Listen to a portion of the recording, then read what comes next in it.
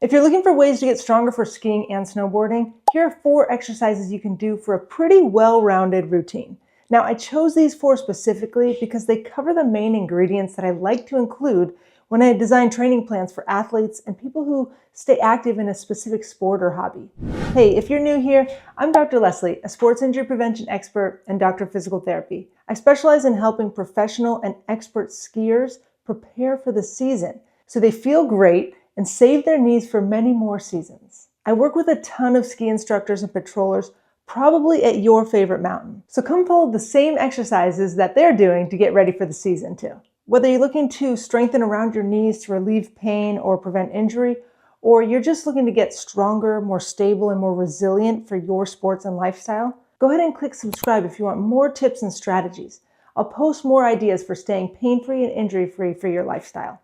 Now, here are 4 exercises that you can try on your own next time you're at the gym or trying to get in a quick workout at home. First, a glute activation exercise is important for waking up the hip stabilizing muscles, like the gluteus medius and the deep hip rotators. So you're going to take a resistance mini band and put it around your knees. And then standing in front of a wall, I'm going to take one foot and place it right behind me against the wall so that my toes are against the wall. Now I'm going to stand in kind of an athletic stance, so I'm slightly bent at the hip and knee and ankle. Now this knee I want to just check on because I don't want it coming in like this. I want to bring it out so it's right in line between my hip and my foot. So there's more of a direct line here, and it's not over here. Okay, so we'll bring that knee out. Now we're going to hold that here. I'm going to try to keep my shoulders and hips level and square. And this outside leg, I'm going to lift out and back in. Now the leg I'm standing on is definitely working in the hip stabilizing muscles, and same with the one that's driving outward.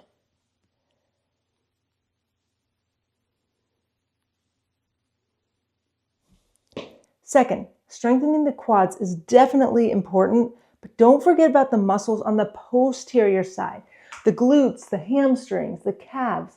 Sometimes people focus so much on the quads that they neglect the backside.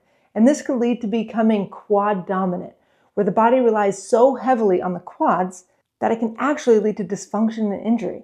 So make sure you're balancing this out by targeting the gluteus maximus and the hamstrings.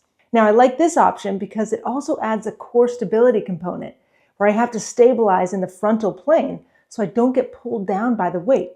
It also forces me to work on slowly lowering my body down, which is an eccentric contraction. Skiing is predominantly an eccentric exercise, and you have to strengthen that way in order to have the strength for that. So focus on really controlling the descent, and then you can come back with a little more punch, but always control the motion, and you'll be covering a lot of ground with this one. All right, so with this one, I'm stepping back into a back lunge first, and then I come up and I'm going to swing right into a forward lunge, and then back to a back lunge. Now check posture. Make sure the shoulders rolled up, back, and down. And you want to try to keep your shoulders level so your trunk isn't side bending.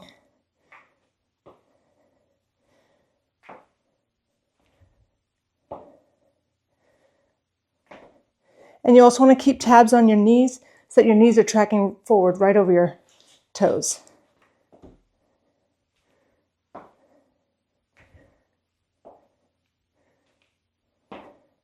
Third, I like to incorporate balance and stability. Skiing is about weight shifting from one leg to the other, so we have to get comfortable and stable with our body weight on one leg. A balance exercise like this also helps to facilitate hip control and core stability, to allow rotation where I want it and to avoid it where I don't. All right, so with this one, I'm going into a hip hinge, kind of a single leg RDL or an airplane first. I'm going to come back up to straight. I'm going to keep holding my balance here. I'm going to bring this weight up into an overhead press. And as I hold that, I'm going to do a hip circle with the leg that's up. Then we bring it down and we repeat. Forward, come back, press, hip circle, and down.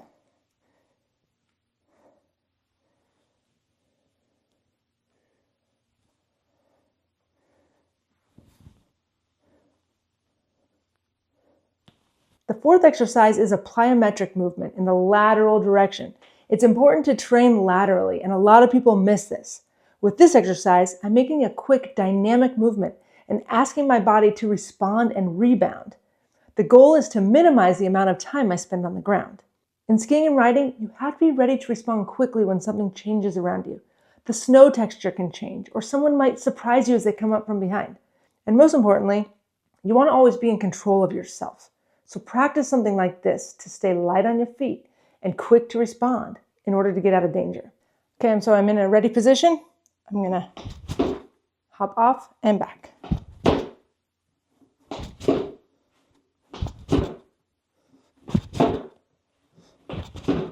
And then we can go a little bit faster.